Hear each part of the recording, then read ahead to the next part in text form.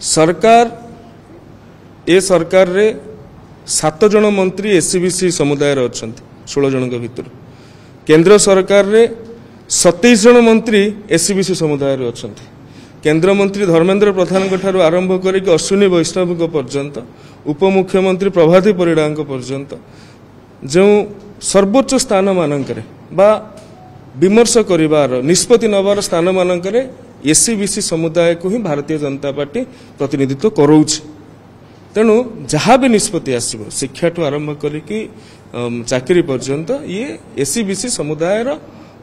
सकारात्मक ढंग रे ही आस। तेणु सरकार जो कैबिनेट मेमोरेंडम अच्छी ये हूँ एजुकेशनल शिक्षागत भाव में पछुआ किंतु दीर्घ दिन धरिकी मंडल कमिशन स्थापन है बेलू को एटा एजुकेशनल ही रही किंतु दीर्घ दिन धरिकी ताहा अनेक क्षेत्र में इकोनोमिकली भाव में व्यवहार करा जाउछि एवं वास्तव दृष्टि देखिए शिक्षा आउ चाकरी क्षेत्र जितेबाला ये समुदायटी एवं राजनीतिक क्षेत्र में समुदायटी पछेकी रोचे से धीरे धीरे अर्थनैतिक क्षेत्र में पछुआ परिणत होइछि।